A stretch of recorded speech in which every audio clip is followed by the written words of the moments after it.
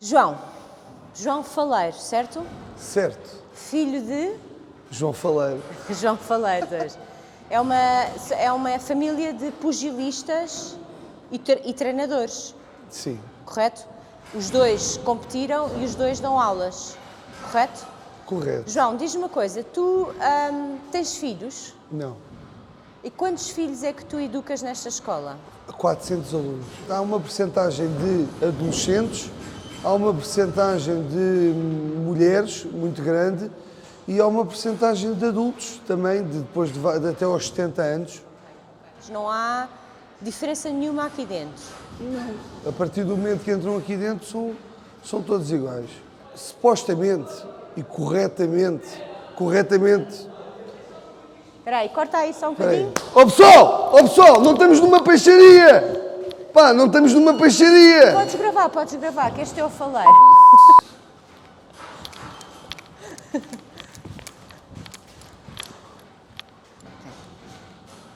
Então, não tem mal. Estávamos em... Eu sei o que é que estavas a dizer, eu não perdi o raciocínio. Ok. Supostamente o correto seria nós distinguirmos as pessoas. Imagina assim, tu vais ao YouTube e tens lá aquela prova dos Jogos Olímpicos, daquele corredor nos 1000 metros, salvo erro, que ele rebenta um gêmeo ou faz uma luxação e ele ao fazer essa luxação aleija-se, vai em primeiro lugar e depois tenta chegar à meta, certo? A coxear. E o pai sai das bancadas, abraçam e fazem aquilo juntos. Pronto. E o pai diz-lhe até que ele não tinha que fazer aquilo e ele diz que ele treinou para atravessar a meta. Se nós não tivermos o psicológico forte, nós não conseguimos ser atletas. Eu posso ter uma grande condição física, mas quando chega à barreira do limite, acabou. O atleta tem que trabalhar com dor. Ele tem que aprender a superar as dores. E mais uma vez isso está relacionado com a vida. E um combate de boxe, apesar de ter um adversário à frente, o nosso maior obstáculo somos nós mesmos. Nós é que metemos barreiras a nós mesmos. No outro dia passei cá, tu estavas a utilizar uma técnica de respiração no treino. Achei isso formidável.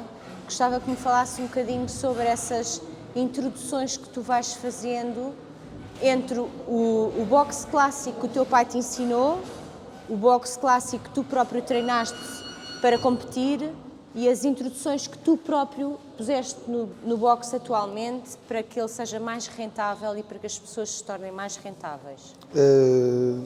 O boxe que o meu pai me ensinou foi um boxe técnico. Hoje em dia, os miúdos querem tudo muito rápido.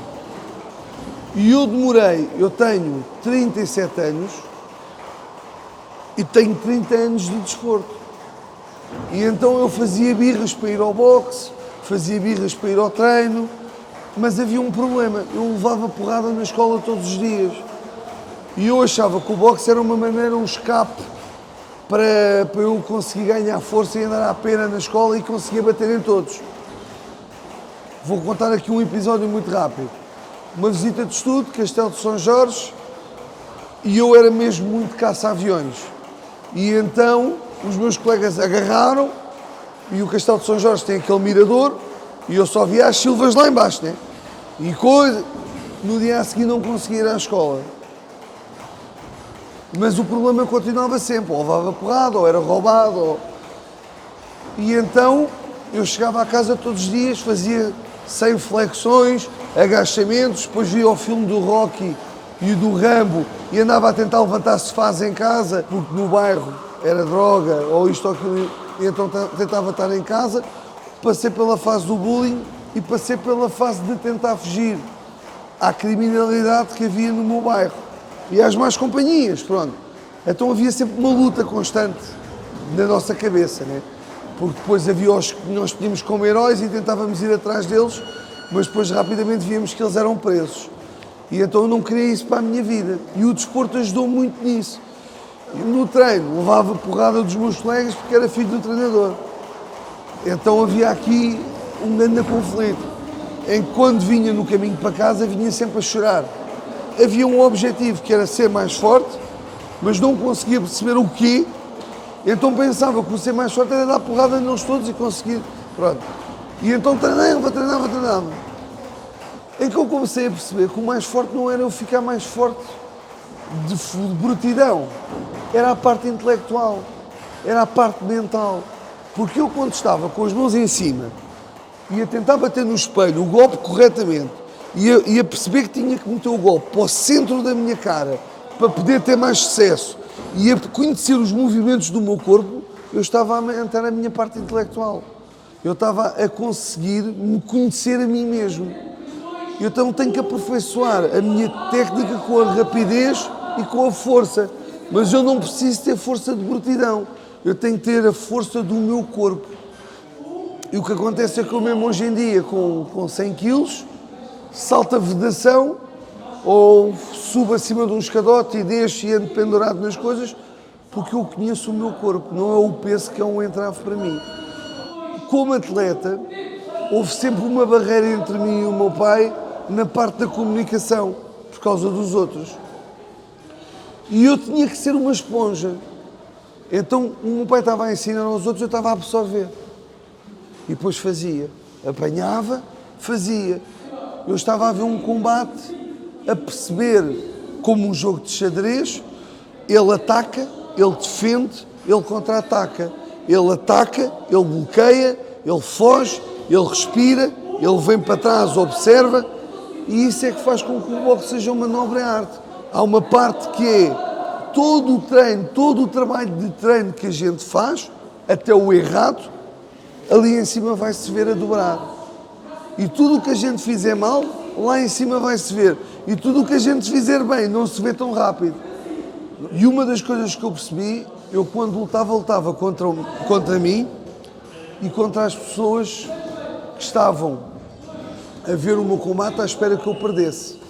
Porque eu era filho de uma pessoa que tinha tido um grande nome no boxe em Portugal e estava tudo à espera do insucesso dele. Porque eu tinha muito medo do que o meu pai pensasse. 2011, o país está em crise, está tudo a arrebentar por todos os lados. Vou ser mais um, vou ser colocado em Braga ou nos Açores. E então treinava na garagem que eu tinha, que era uma garagem, passava ratos aqui no teto. E então treinávamos todos lá. E eu comecei a pensar, vou começar a dar treino aos miúdos. Então comecei a dar treinos à etnia cigana. E tinha um Fiat Punto 190. E o Fiat Punto acho que andou mais vezes na reserva e sem gasóleo do que com o depósito cheio.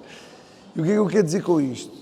Eu ia buscar esses miúdos dentro do Fiat Punto e metia-os dentro da bagageira e trazia 7 miúdos dentro do carro. A polícia sabia e fechava os olhos. Porque sabiam que eu estava a tentar canalizá-los. E então comecei a perceber que aqueles medos que eu tinha, as inseguranças, os outros também tinham. Mas eu conseguia trabalhar melhor com isso, porque eu já tinha passado por isso. Então foi aí que tudo começou a encaixar. E depois comecei a perceber que nada é uma ciência exata. E comecei a perceber que é assim, a mim não me interessa eu ter uma grande técnica se não tiver a eficácia.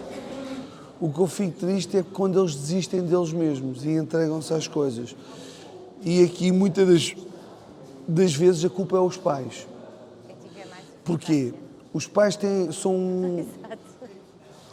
são bipolares completamente nestas situações, que é, dói o corpo, não vais treinar, mas eles querem que eles vinguem na vida. Dói o corpo, vai treinar. Dói o corpo, alonga, conhece o teu corpo, respira fundo, faz yoga, faz respiração, faz qualquer coisa, mete numa banheira com gelo, tira as dores, toma um Benuron, mas arranja uma solução para não desistires. E para mim a eficácia é a parte mental, é a performance. Sem performance não há parte mental e sem parte mental não há performance.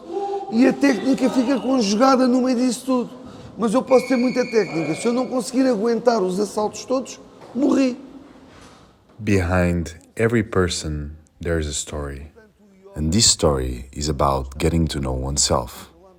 And it takes a lot of effort to get to know ourselves. Sometimes, it's through pain and suffering that we really get to know who we are. And João Faleiro, against all odds, from where he grows up to how he lives up to the expectations of being the son of a boxing legend, he finds his purpose as a coach of excellency. Yoga and boxing can have many things in common, like self-knowledge. However, is every yogi or boxer going through this self-knowledge process?